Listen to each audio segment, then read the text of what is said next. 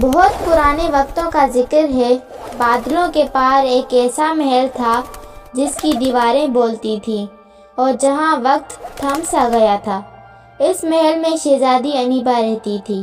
انیبا کے پاس دنیا کی ہر نعمت تھی سوائے ایک چیز کے، آزادی۔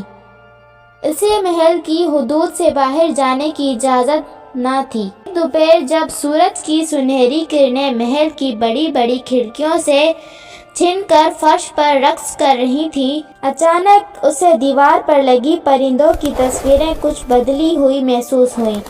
اسے یوں لگا جیسے تصویر میں موجود پرندے اسے دیکھ کر پر پھڑپھڑا رہے ہوں۔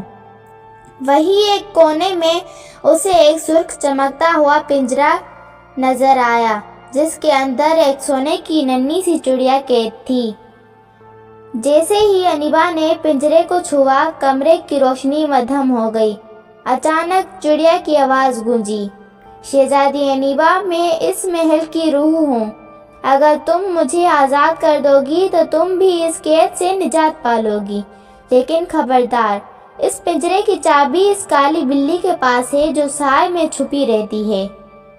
چڑیا کی بات ابھی مکمل بھی نہ ہوئی تھی کہ ایک خوفناک کالی بلی سائے سے نکل آئی۔ وہ دراصل محل کی بدرو تھی اور اس کی آنکھوں میں خطرناک چمک تھی۔ انیبا ڈر تو گئی مگر اس نے ہمت نہ ہاری۔ اسی لمحے اس کی نظر دیوار پر لگی ایک تصویر پر پڑی جس میں ایک سنہری تالا چمک رہا تھا۔ انیبا سمجھ گئی یہی وہ چابی ہے۔ کالی بلی گررائی اور انیبا کی طرف بڑھی۔ تب انیبا نے پوری قوت سے دیوار پر لگی پرندوں کی تصویروں کی طرف اشارہ کیا اور بلند آواز میں کہا، اے محل کے پہرے داروں، اپنی روح کو بچاؤ۔ اچانک دیواروں سے رنگین پرندے جادوئی روشنی بن کر باہر نکل آئے۔ انہوں نے کالی بلی کو چاروں طرف سے گھیر لیا۔ اسی ہنگامے میں انیبا نے سنہری تالا کھول دیا۔ جیسے ہی پنجرا کھلا، سنہری چڑیا ایک عظیم روشنی میں بدل گئی اور پورے محل کی تاریکی ختم ہو گئی۔ کالی بلی دھوئیں میں بدل کر غائب ہو گئی۔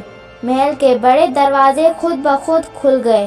وہ محل جو کبھی قید خانہ تھا اب ایک آزاد اور خوبصورت جنت بن چکا تھا۔ ننھی شہزادی انیبا اب اکیلی نہیں تھی۔ سنہری چڑیا اور سینکڑوں پرندے اس کے دوست بن چکے تھے اور وہ سب مل کر اس جادوئی دنیا میں خوشی خوشی رہنے لگے۔